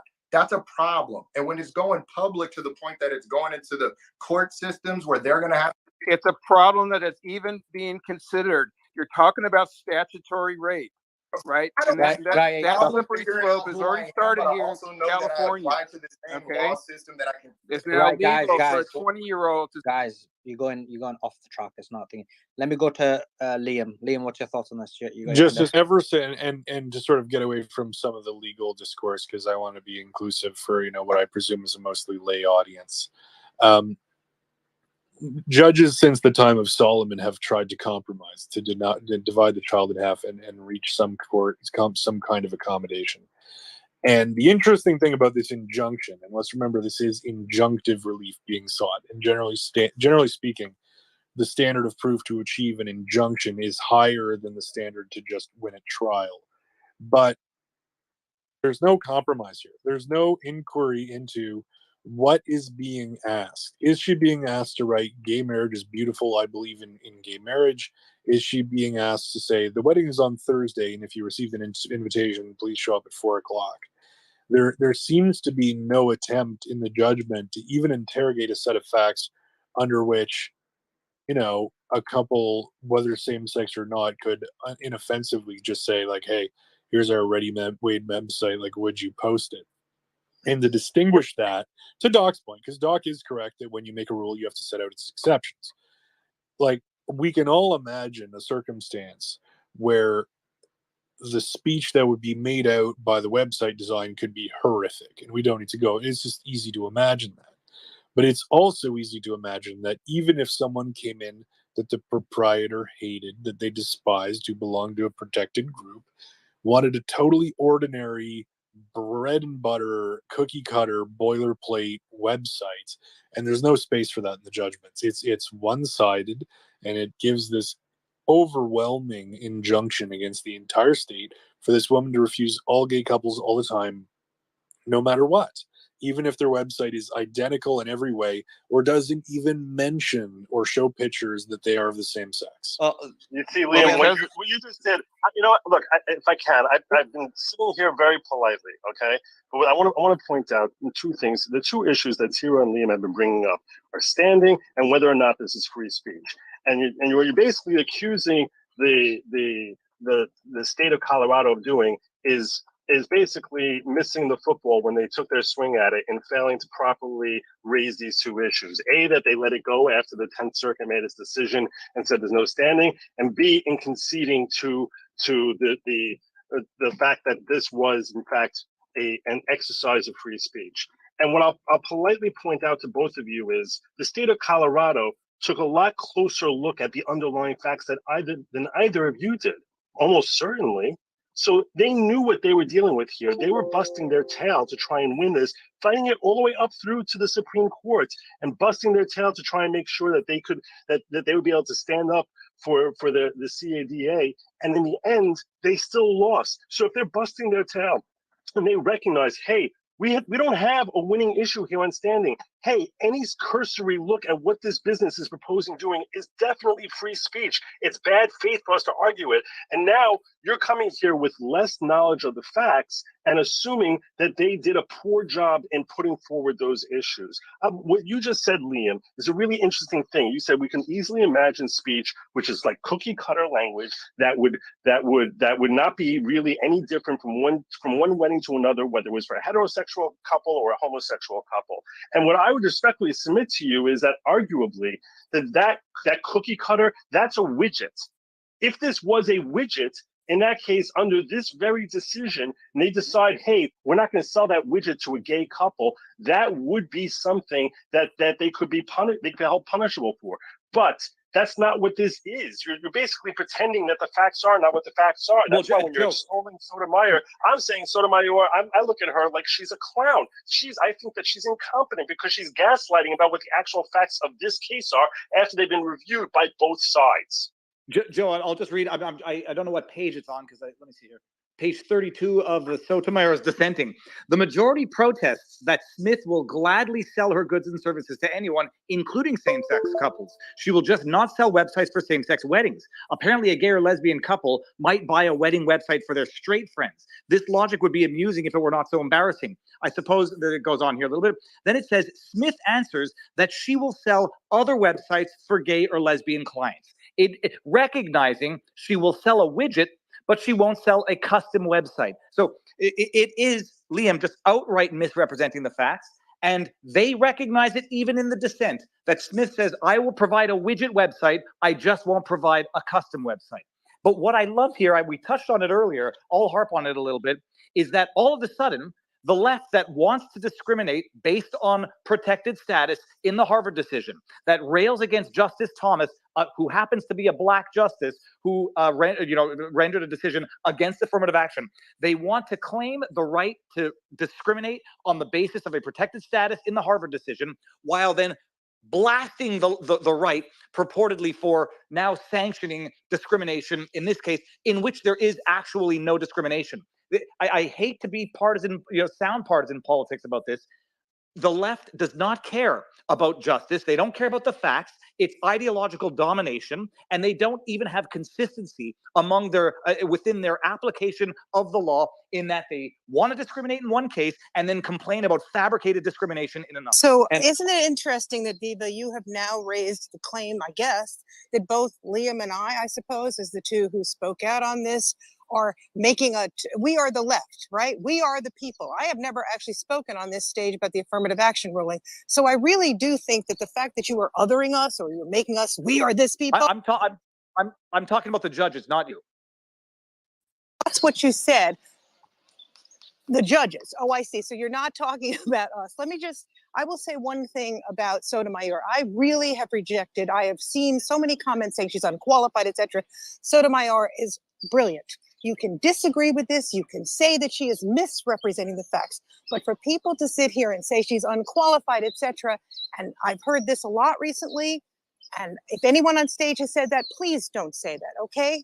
Please just don't go there, because we're talking about legal decisions. People disagree. Just the fact that Gorsuch has said, oh, she's misrepresenting the facts, doesn't mean that she's misrepresenting the facts. I'm going to agree with Liam a little bit. I mean, I actually think this decision was, once we get past standing and the fact that I think it was bogus, I understand this decision. And I basically accept these decisions because it's the Supreme Court and they have the right to make these decisions. And so I'm not sitting here fighting against it. What I am going to say, though, is that I think this decision is going to lead to some really much harder cases. And I don't think, as Liam said, the court actually looked at whether there were other less offensive things to do. For example, what if she had said on every website, I have to put a picture, I put something saying Jesus believes marriage is between a man and a woman, or whatever God she prays to. I don't really know. Okay. What if she had said that? So if you offer the same things to everybody, then it's fine. Even if it's your objective view about the world or your personal view about the world, you can do that. This was not considered. In most of these cases, the courts do look for some accommodations. And this goes to my theory here, which is that this court is looking for these sort of cases to make statements. It is their right to do so, but it is an incredibly activist court. But Thank you. They don't do it at the Supreme Court level, not on injunctive relief, because they don't have the capability or desire to manage the various different what ifs, the carving by hair and different circumstances. Wait. In affirmative action, we were told that we can't, 25 years was a dead set date. Come on. There are limits. Oh, come on. There are limits to everything. No, Doc. And this is where it's been reached. It's been reached here because on the other side of the equation, it's the freedom of speech and freedom of religion. That's the end of the story. Those are superior rights in our law, in our Constitution. Right, let me go to Brandon. Brandon, you got your hands up. Love to hear your thoughts. Hey, I'm loving hearing all these incredibly passionate heterosexual people, some on the borderline of hysteria over this issue. Look, I have to say, I'm a gay person. I fully support the Supreme Court's decision. It's the right decision. I'm absolutely against compelling speech, but I, I think a lot of us could sit here and just kind of repeat the same talking points about compelled speech and the risks of discrimination and things like that. But I'd rather try to focus on some things that haven't been said yet, which are, in today's day and age, I'm really curious where people are afraid that this is going to go, because I feel like we've established really clearly, I, as a gay man, if I went into a wedding baker's cake shop and they had off the counter cakes there for purchase, no one would stop me from walking in and purchasing a wedding cake that's readily available to the public. The only thing that they would stop me from doing, of course, is customizing the cake to say something that they don't want me to say. But the vast majority of people in this country now support gay rights, support gay marriage. The idea that this is even going to come up very often for any gay couple is so minuscule. It's going to be such a rare exception. The idea that you can't simply hang up the phone and call another cake baker or call another DJ or call another whatever, and then you get on Yelp and you get on social media and you tell everyone, hey, I just went to such and such bakery. They told me they're not going to bake cakes for gay people. Or gay weddings. Just wanted to let you guys know I have that experience. Anybody who doesn't want to patronize the store doesn't have to. Anybody who wants to can. But I can't even believe that this is blown into this state of hysteria when we're talking about something that's going to be so inconsequential and happen so rarely and so limited in its scope of what it could actually be.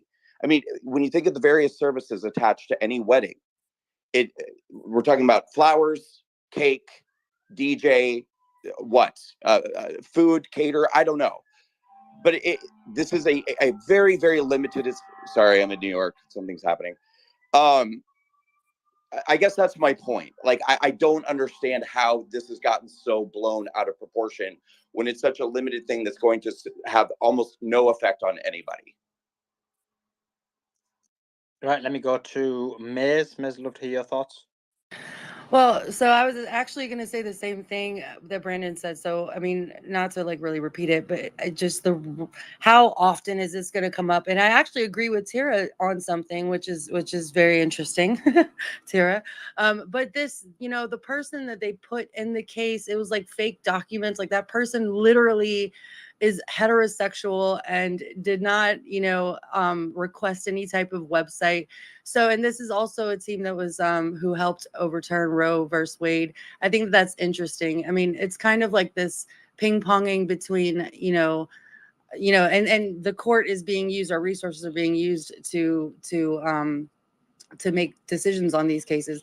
But ultimately the outcome is correct. I mean, people should be able to do. I mean, if I was gay, I wouldn't want anybody that is totally against it to even make a website for me. I mean, it's I guess common sense. That's what I was going to say. So I don't want to repeat everything that Brandon said, but I agree with him 100%. Sorry, and if I just really quickly, because there was like a bunch of fire trucks going by, so I just wrapped up. Just a final point. I'm a little exhausted with all of these people speaking on my behalf, saying that, oh, the LGBT community, this is so terrible for us. This is so awful for us. When I, as a gay person in America in the year 2023, have to weigh what is most threatening to me, having my First Amendment rights encroached upon and being told that I am now forced to engage in compelled speech at times that I don't want to, or that I may have to simply hang up the phone and call a different cake baker if somebody says that they don't want to bake my cake. Like, it's a no-brainer. This is like the idea that anybody's doing me or my community a huge favor by turning this into a thing where we may have to actually encroach upon the First Amendment because there are gay or lesbian people out there who are so butthurt by the fact that they might have to call a different vendor for their wedding it's absurd. Can I try another hypothetical here? And I don't think this would happen, but let's assume for a second. Let's say a school hires a photographer to take photos, take class day photos, athletic events, etc. And the photographer shows up and then says, oh, wait, I really don't believe that blacks and whites should be in school together. So I'd like to take them separately. Okay. Or anything like that. Or sees, let's just say they're doing a sports team and then says, well, I think that person looks like a transgender person. I'm not going to take these pictures. That's okay. I'm asking. I'm really Yeah, sort of well, trying In to. that case, I they've think already that's okay. accepted the job. They've But already see, accepted the job. well, I You was just can't gonna say, I accept mean, the if they, job and then say you're not going to do the job. I just feel like if they're gonna give up the money, like it is a very competitive world. Okay, I mean, there's plenty of people that would do the job for that money and not complain about it. They would do it the way the customer wants it done. And I mean, that's what, like, leaving it up to, I think, the world to decide how many people are going to give up the money just because they believe that strongly that they shouldn't go to school together. So that hypothetical, I mean, And then the I don't school know. fire the stupid photographer to begin with. So there's that. But your analogy, I mean, that would be analogous to a photographer agreeing to do a gay wedding, showing up for the wedding, and then saying, "I'm not going to take your pictures because you're gay." Once you've signed the contract and agreed to do the job, you don't get to show up and then start saying what you're not going to do when you get there. You've But already agreed to do it.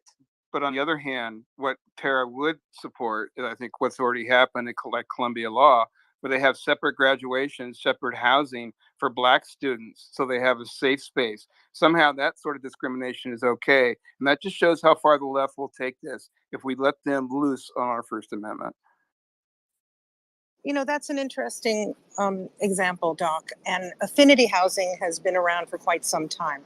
I think a lot of these cases that we're discussing, affirmative action, the wedding website stuff, are going to have implications that people don't understand. For example, let's just go to affirmative action for 1 second. The government has set up a number of programs which give funding to, let's say, minority PhD students to try and encourage them to be in certain fields. Are those suspect? Are those right? Are those going to be sort of gotten rid of because they are using race inappropriately? I mean, there's so much here that can happen. And I'm, like I said, this case, I understand. I, you know, and so I'm not out here sort of saying what a horrible case it is. I do think they should have considered less restrictive stuff, but let's leave it. But other cases, I see this, I hate the term slippery slope. You know, lawyers use it all the time. I know probably people are tired of it, but these The cases are going to floodgates have such arguments. well, these cases will have an impact, and the Alliance Defending Freedom is a very well-funded group that is going to be out there with other plaintiffs. They already probably are. Thanks. But Tara, that was kind of my point. Like, I don't see what the slippery slope is. Like, to me, this feels very, very restricted in the scope of what it could possibly encompass because of the nature of it. Like, I don't see where the slippery slope is with it. Well, you're going to be asked questions about what is expressive speech. I mean, honestly, and I'm sorry about this, but I've had 2 kids do wedding websites. The idea of these expressive wedding websites, please. You go to the Notch, you get a website. I mean, You're putting too narrow a focus on no, it. I know. Tara. I'm laughing about the You know, facts you in know many the case ways because I think history it's a for little expressive silly. conduct. The case history for expressive conduct is very broad. This is not tailored toward gays or lesbians. It's not. This is protective of religious expression and freedom of expression. It's okay to burn the flag. It's okay to burn your draft card. It's okay to say "fuck you, governor," whoever, when you walk into a courtroom. These various means of As expressive long as it's not conduct considered have an all, imminent threat, correct. yes, these expressions of their are expressive conduct. It's conduct that equates to speech. And in this case, the court, for whatever reason, I think in their wisdom, said that I'm not going to endorse gay marriage because my religion tells me that's a sin. And I don't want to sin against my religion. I think it's, frankly, I'm an agnostic. I don't get it, but I believe in protecting these rights. Can I just say too, with the case, because it keeps getting brought up, the thing about the web designer and how it's sort of being suggested at times that that's not exactly an expressive service. And I fully disagree with that. If I were a web designer, even if somebody came to me with all of the copy pre-written of what they wanted on the website, they're still counting on me to choose the placement, the colors, the fonts, the design, the outlook. There's a lot of creative input that a designer is going to have, not just copying, paste, and pasting black text on a white page. And even that, somebody should not be forced to do if they don't want to. But, you know, if somebody came to me, and I'll leave religion out of it, if I were a web designer and somebody said, I hate America, I hate this country, I want to see America burn to the ground, I want you to help me design a website that's all about how I want to take America down. I don't want to help that person in their messaging. I don't want to help them choose colors. I don't want to help them choose fonts. I don't want to help them choose a layout. And I should never be forced to have to do And that. If why I don't want would to. you be? What is their protected status that you would not be allowed to say that? Why would you be, Brandon? Well, what I'm saying is that if the policy is that you're not allowed to discriminate against any customers who come in there. No, it's not customers. It's religion, gender. It's depending on the nature of the state anti-discrimination law. But it's generally gender, sexuality, religion, couple more, but not just anyone walking and saying, I hate America. That's not a protected class. Just not. Tira, that is creed, and at least in Delaware and California, to my knowledge, that would be protected class. Can you send me the cases, TJ? Because I haven't seen I can send you the statutes, absolutely. Statute, no, not statute. Send me a case that says that either a Nazi is a protected creed or as you suggested before, or that someone walking in saying, I just don't like America is a protected creed. Show me. I think it's common sense that it's a creed. Well, they've been given the right to march. So Nazis still have a right of free speech because that, again, is expressive conduct, parading. So, yeah, there is case law that supports it. It's reprehensible, but there it is. That's how far freedom of speech rights go in this country because they're fundamental. And without that, you don't have any other right. They'll take them all away. But they're not. That's the exact opposite of what's going on here. Individuals or groups are allowed to express opinions that many of us might find horrific. But the exact opposite is going on here, which is that people it's not because they might find them horrific. I'm sorry, it's because they're protected by the freedom of religion. No. What that people, you want to equate other faith people might as horrific, find and that's horrific. Okay, that's the listen. mantra of the left. This is a fascist. Did you Marxist listen to what I attack just on said, religion, Doc? just like the cake case was. Doc, what I just said was that had nothing to do with a case like this. That is not a creed. That is a different issue completely, and I'm sure you know that. I'm asking TJ to provide me with cases. The horrible conduct. You used the hypothetical of Nazis to compare it to people of faith. Like you started out on this ridiculous hypothetical. Stop. So You are making this up. You are making this up. Only I'm Suleiman not. can You smash. compare people of Only faith to Suleiman Nazis. can smash. You know that. Okay, so let's not go there. Look, you're making this. Yeah, by the way, I just pause a second. Even Fry wants it back in. He has something DMS. He has to get back in. If you could just let him back in. Yeah, Please do, guys. May I ask too many questions, right, guys? Way too many people. There's like 5 people talking at the same time. Let Tira finish her point, and then we'll go to TJ. Go ahead, Tira. Look, I'm just. Well, I wanted to ask Tira a question to better point when sure, she's finished. All right, Brandon. No. Why don't you ask Brandon, Tira the question, and then she can finish her point, and then she can answer your question. Go ahead, Brandon. Brandon. I couldn't unmute. Sorry. Yes, it's some glitch where basically when you press it, it basically continues going for like another Anyway, go ahead.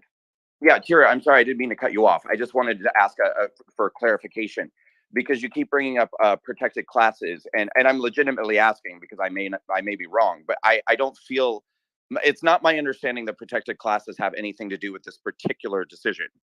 Isn't this just a matter of expressive goods and services? No, this is a decision based upon the Colorado anti-discrimination law, which says that public accommodation or whatever it says can't discriminate on the basis of race, sex, etc. Okay, this case was brought under that statute.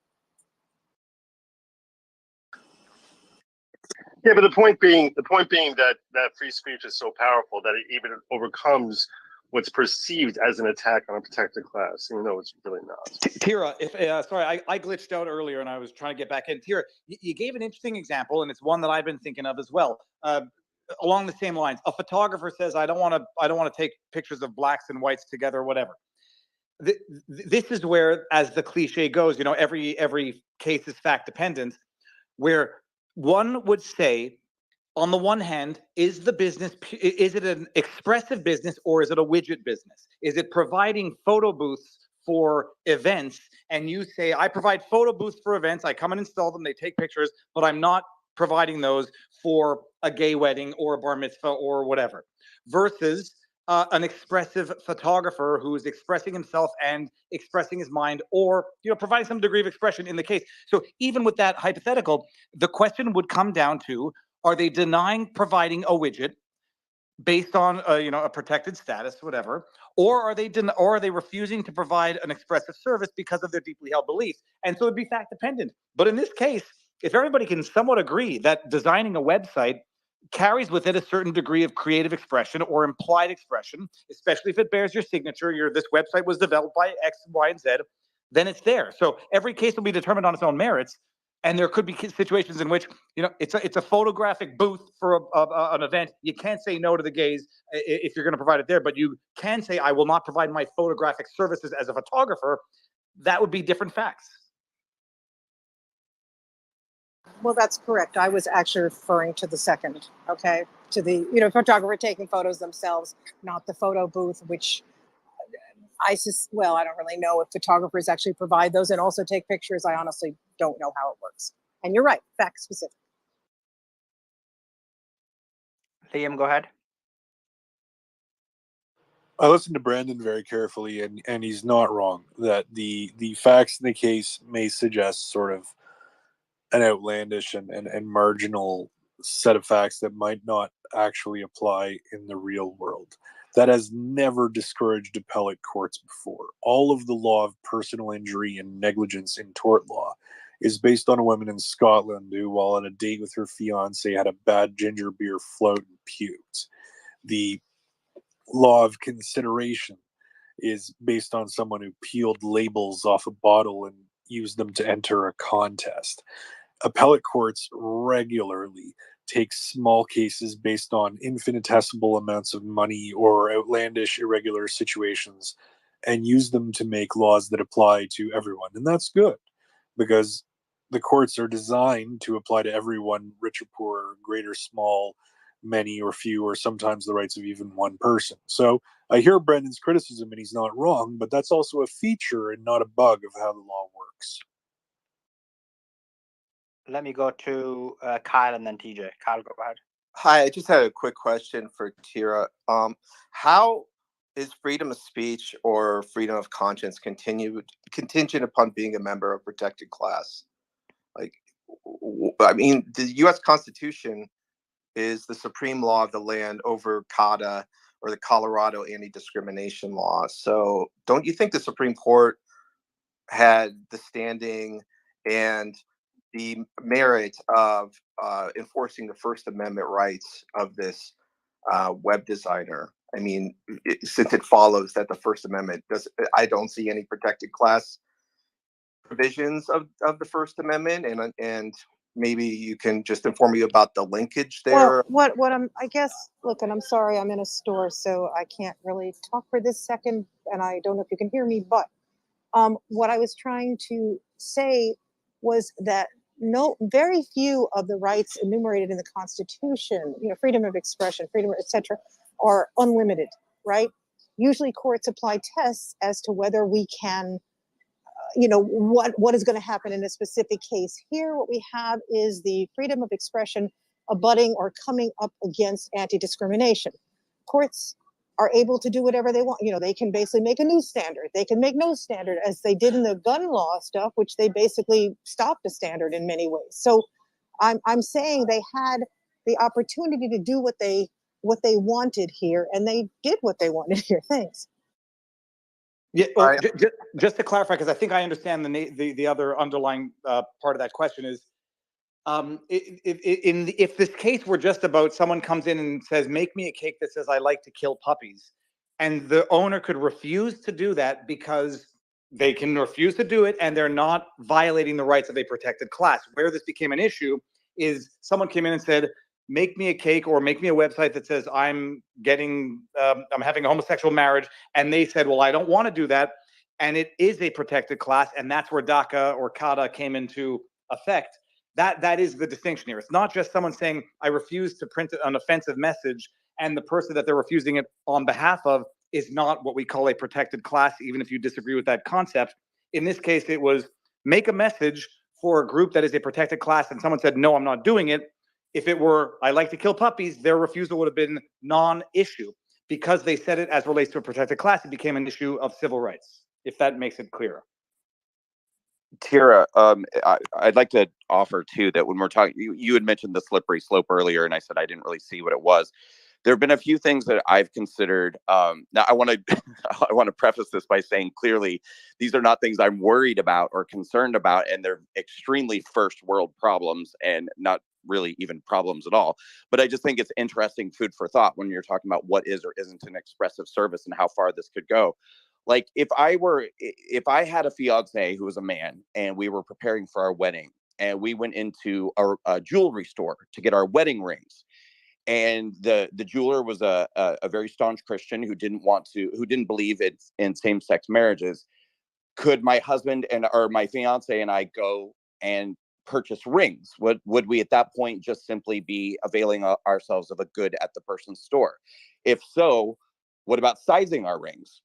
Would he have the right to refuse sizing our rings? Or would he have, like, that to me is an interesting conversation about how far this could go. But again, even if I ended up in such a situation in this day and age, there are so many options available to same-sex couples when the majority of people in this country support our right to marry. We're never going to have to go without rings or cake or any other services or goods for our weddings. Sure, you can always ride the bus as long as you're willing to sit on the seats at the back of the bus.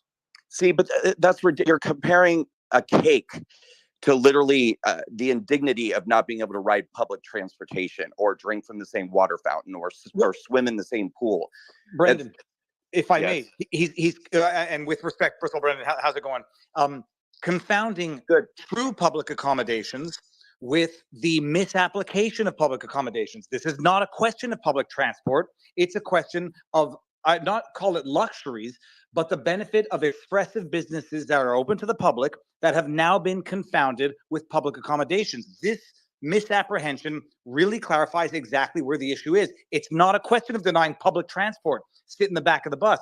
It's, I have a business, it's an expressive business. I don't want to say everything, but I want to offer my services with the right to exercise my constitutional rights while being a business open to the public. But Brendan uses, I think, the correct word. I think Brendan is quite correct when he used the word indignity. And Rosa Parks was not denied public transportation. She was allowed to ride the bus, but she suffered the indignity of being told that she must sit at the back of the bus. I'm going to respectfully suggest to you that a gay couple that says, would you make me a website that says Tony and Tony's wedding? You are That invited was separate but equal. It's not the same thing. There are distinct parts of the bus, labeled parts of the bus Tony, that black people could ride. Doc, just please, like, I'm not taking a long time. It's an indignity to treat people differently and refuse to make a simple website that says Tony and Tony's wedding, Saturday at 4:00. Indignity is the correct word, and Brendan hit the nail on the head. Even but hold on a second. But an indignity, even if we are prepared to concede that it's an indignity, we concede that it's an indignity on a public accommodation versus an indignity on an expressive business. And those are two different indignities, even if we concede that. One is a bona fide public accommodation, public service, and the other one is a business open to the public that nonetheless itself benefits from constitutional protection. And here's what I'll suggest to you is if I was going to visit an indignity to you on the street, and I'll just use a hypothetical. I see you on the street corner and I say, your father is a hamster and your mother reeks of elderberries. Okay, that is an indignity. I have insulted you. That is a different proposition from you coming into my business and me saying, no, I refuse to serve you because your father is a hamster and your mother reeks of elderberries. Well, let me propose another hypothetical in support of Liam's position. What if you have a grossly and severely obese woman who is suing an airline, having the indignity of having to purchase one ticket for one seat and not be given a larger seat, a larger aisle, or multiple seats for the same price because she's indignant? And this is a real case if you hadn't heard about it. But Liam, it's only an indignity if the person chooses to interpret it as an indignity, because having somebody tell you you can't sit with the rest of the people on the bus or drink from the same water fountain or whatever because you're less than everybody else is, I would say, inarguably an indignity. If I walked into a bakery and I said, your cupcakes look amazing, I'd like a dozen cupcakes, please. And the person said to me, I would never sell cupcakes to a gay person, get out of my store. That is an indignity. If I went to the same baker and I said, hey, your cakes look amazing, I'm getting married, I'd like to talk to you about it, and here's my husband or my fiance, and the person said to me, I'm really sorry, due to my religious beliefs, we actually don't participate in same-sex marriages. I have a very biblical view of marriage. I would not perceive that to be an indignity. I'd see it as an inconvenience and a little bit annoying And I'd be like, well, I just wasted my time driving over to your stupid store to hear this, and I'm going to go on Yelp and tell people about that. But I wouldn't go home feeling like less than about myself, or like I wasn't allowed to be a part of society or something like that. I can push back for Liam. I could push back for you. I could put against what Brandon just said, because I do think that that I can recognize how that could be real. That is an indignity. It feels like an injustice. It feels like it's wrong, and I can push back in your favor while still saying that this decision is 100% correct. Because the way we deal with indignities, the way the law or different legislatures try to deal with stopping these indignities from happening, is that they pass public accommodations law. And that public accommodations law, this is addressed squarely on page 4 of this in the syllabus section of the decision here, where they recognize that under Colorado's logic, the government may compel anyone who speaks for pay on a given topic to accept all commissions on the same topic, no matter the message, if the topic somehow implicates a customer's statutorily protected trade. Taken seriously, that principle would allow the government to force all manner of artists, speechwriters, and others whose services involve speech to speak what they do not believe on pain of penalty. The court's precedents recognize the First Amendment tolerates none of that. And then it goes through public accommodations, and it says we recognize the validity of public accommodations, which are designed to protect the dignity of minorities like Jews, blacks, gays, etc.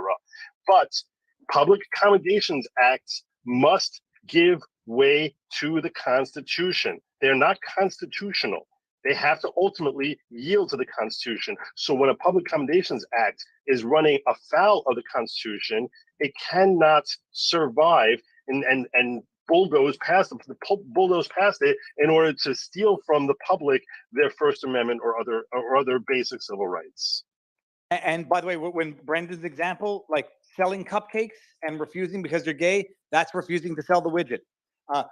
Cupcakes with a specific message, that's where you get into the expressive nature of the business. And by the way, just to say thank you all. This has been fantastic. If I duck out, it will be for the rest of the night, but thank you all. These are wonderful spaces, Mario, and everybody involved. Thank you, but it's been great. Can I just want to talk about the indignity argument, because I think that when you talk about the Rosa Parks situation, that's a public transport that is so intertwined with government. And in fact, it wasn't government stuff. I mean, looking at what we have right now with the TANK, which is what I use, Transit Authority of Northern Kentucky, that's using a government gun to discriminate against people. We just rejected that in Students for Fair Admission versus Harvard/UNC. And I mean, there's repeated case law rejecting discrimination from the government. However, we're talking about instead using a government gun to compel speech out of someone, to send a message with which they don't agree. That, in my view, is the greatest indignity of it. I mean, just talking about the broadest stuff about, because like one of the points that Liam mentions in this is that like it's just a website, it's Tony and Tony's wedding. Well, the thing is that for a person with Miss Smith's beliefs here to say to the wedding of Tony and Tony is to fundamentally call it a wedding, which is a sacred sacrament in the Catholic Church. It's a religious matter. It is part of her sincerely held beliefs that is between a man and a woman. So to force her to send that message, I don't see how people don't view this as flat out compelled speech, the same way that compelling her to condone violence would be, or anything along those lines. This is just a matter of and frankly, the following program put it perfectly. Any public accommodation law must comply with the Constitution. You can't use a public accommodation law to just run afoul of the Constitution. Further, Justice Gorsuch also talks about how public accommodation has gone way beyond its original scope, but he points out states have a right to do that. They can expand the definition of what a public accommodation is. What they can't do is they can't violate the Constitution through that. That's just something I think is worth considering.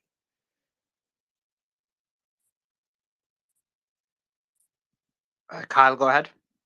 No, I'd say this has been a fascinating conversation. It's been a lot of lightning back and forth on each side of this, and just the one thing that the takeaway about this that I get is that the expressive services, nobody has a right to not have their feelings hurt, and I think that's where where things get muddied for the broader public.